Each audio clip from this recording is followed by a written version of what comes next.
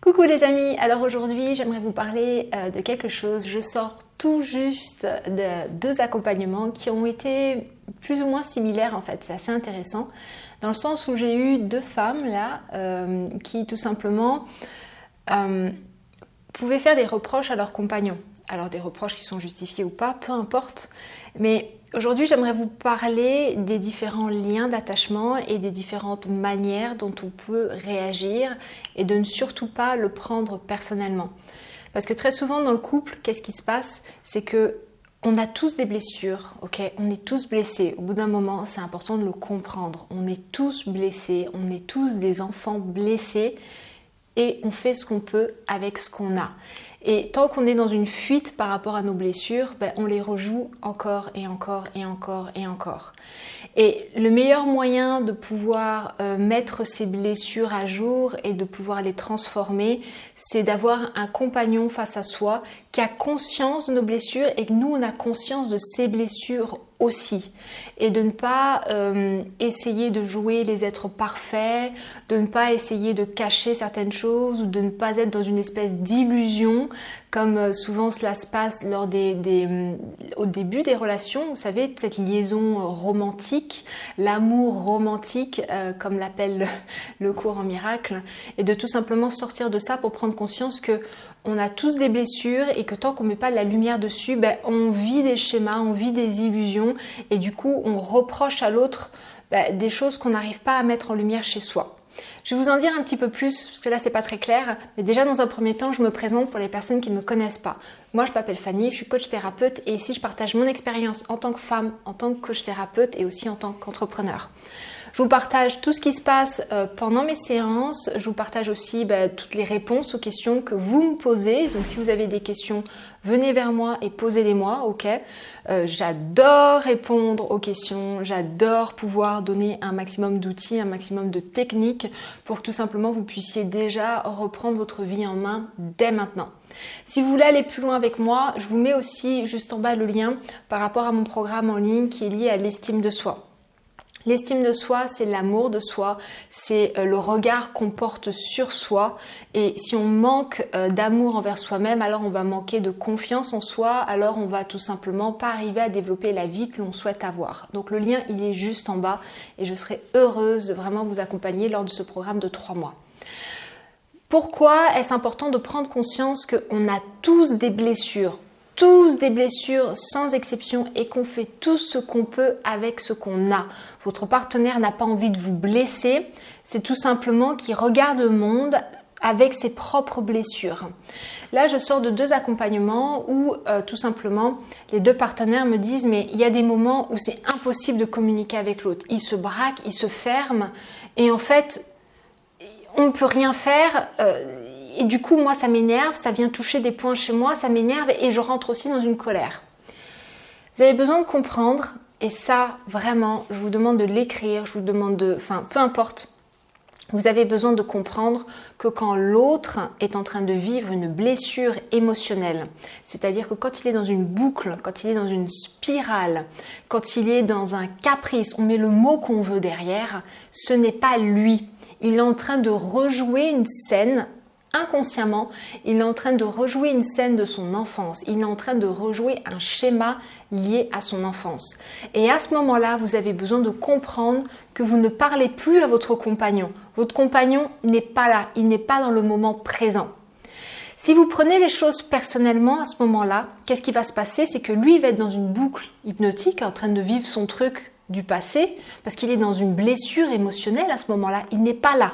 Il est dans une blessure émotionnelle. Vous, du coup, vous allez vous sentir abandonné, rejeté, pas compris, pas accepté, repoussé. Enfin, ça va toucher des blessures chez vous et vous allez prendre ça personnellement. Donc, du coup, vous allez vous aussi rentrer dans une boucle émotionnelle inconsciente. Et du coup, vous n'arrivez pas à communiquer. Ça va être 2 boucles qui vont se cogner. Et vous n'allez pas être ici dans le moment présent à pouvoir réellement mettre de la lumière sur ce qui s'est passé. Et souvent, ce qui se passe après, c'est les reproches, les ressentiments, c'est de ta faute. Et c'est plein de choses qui font que ça ne fait qu'accentuer le manque de communication et ça ne fait qu'accentuer les croyances internes qu'on a envers soi-même. Du je ne mérite pas, je suis pas bien, je vais être abandonné. Ça peut toucher, ça peut accentuer ou raviver cette blessure de je suis abandonné ou de je suis rejeté. Donc vous voyez, vous avez besoin de réellement prendre conscience et d'avoir un amour, et c'est là où on est dans de l'amour inconditionnel, de prendre conscience que l'autre, il part dans un délire et de ne pas le juger à ce moment-là, de ne pas le juger, de l'accepter tel qu'il est, d'attendre qu'il revienne, et à ce moment-là, vous pourrez communiquer. À ce moment-là, vous pourrez communiquer vraiment de manière rationnelle. Mais tant que vous êtes pris dans des émotions, vous ne pouvez pas communiquer de manière rationnelle, vous ne pourrez pas trouver des solutions qui ira autant à l'un qu'à l'autre.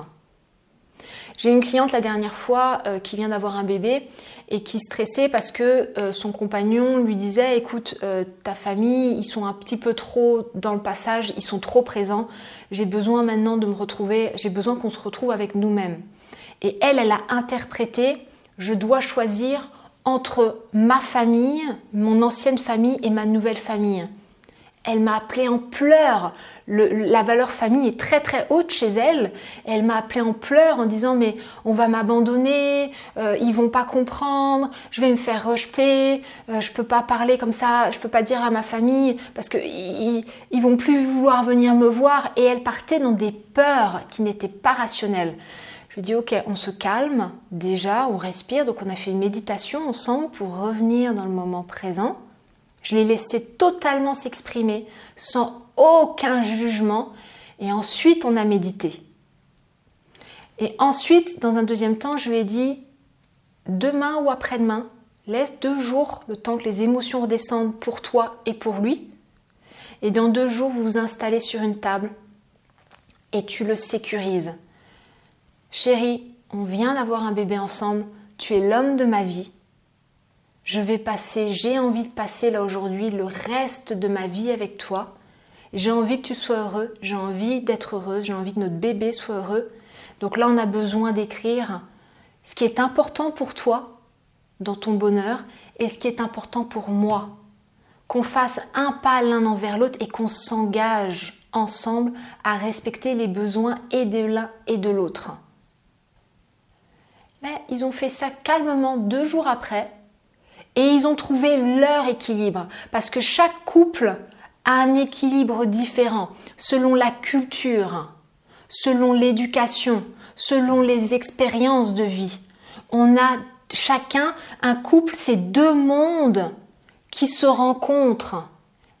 Et s'ils ne communiquent pas, s'ils ne trouvent pas leur équilibre, qui n'est pas celui du voisin, qui n'est pas celui du livre sur le couple, qui n'est pas celui qui n'est même pas le mien, qui est juste l'équilibre de 2 individus qui se rencontrent et qui s'aiment assez pour s'écouter, pour poser des questions, donc pour s'intéresser à l'autre, pour écouter les réponses et pour communiquer par rapport à ses propres besoins, pour pouvoir créer un monde ensemble. Prenez conscience qu'on n'a pas tous les mêmes réactions et on n'a pas tous la même manière d'évoluer. Et c'est vraiment en s'intéressant à l'autre et en respectant ses blessures et en les respectant sans aucun jugement qu'on peut l'aider et qu'on peut s'aider soi-même du coup à guérir nos propres blessures et à guérir ses propres blessures. Moi, je pars du principe qu'il y a 4 domaines. 4 domaines. Une chaise s'appuie sur 4 pieds. Dans la vie, il y a 4 domaines. C'est ma perception à moi et c'est ma croyance d'aujourd'hui. Okay, vous la prenez pas. Mais je pars du principe et je le vois dans mon travail de tous les jours, 4 domaines importants dans la vie. L'amour de soi, l'image que j'ai de moi-même, la famille, le lien que j'ai avec ma famille, le lien que j'ai avec mes parents, mon style d'attachement, par rapport à ma famille? Est-ce que je suis en colère contre ma mère? Est-ce que je suis en colère contre mon père? Est-ce que j'ai des reproches, des ressentiments, ce genre de choses? Parce que si c'est pas réglé, alors je vais projeter ça sur mon compagnon. Je vais projeter ça sur ma fille ou sur mon fils. La famille, le couple, où là forcément il y a tous les liens d'attachement, toutes les blessures passées qui remontent et qui sont souvent liées à la valeur de soi et à l'estime de soi. Et l'argent. L'argent fait sortir énormément de choses, de culpabilité, de honte, de est-ce que j'ai droit de prendre ma place? Et ça, l'argent montre beaucoup de blocages par rapport à la famille, par rapport à l'amour de soi et aussi dans le couple. Si on ne se sent pas sécurisé, alors souvent c'est compliqué d'ouvrir son cœur à l'autre. Si on travaille ces 4 domaines-là, alors on peut réellement guérir des blessures. Alors on peut réellement être heureux. Alors on peut réellement atteindre le succès. Et moi quand je parle de succès, je ne parle pas de succès où on est dans la matière, où on a beaucoup d'argent, où on peut voyager sur des yachts privés, tout ça. Le succès pour moi, c'est d'être heureux. C'est de kiffer sa vie. C'est d'être pleinement heureux sans avoir à se comparer, sans se dire je suis heureux parce que par rapport à telle personne, je suis plutôt pas mal. Non, c'est d'être heureux à 100%. Pour moi, ça c'est le succès. Tout le reste, c'est du blabla. Donc voilà, je voulais vous partager ça parce que c'est quand même 2 accompagnements l'un à la suite de l'autre et je trouve que c'est un magnifique sujet. Le couple, la relation intime, se connecter à l'autre, écouter l'autre, prendre soin de l'autre, prendre soin de soi aussi, trouver un équilibre entre tout ça. Je trouve juste que c'est un domaine absolument magnifique parce que ça rapproche de l'humanité, ça rapproche de soi et ça rapproche de la source. Voilà, moi sur ce, je vous remercie infiniment, je vous embrasse très fort. Likez, partagez, abonnez-vous parce que maintenant il y a une vidéo par jour. Je vous embrasse très fort, prenez soin de vous. Ciao, ciao.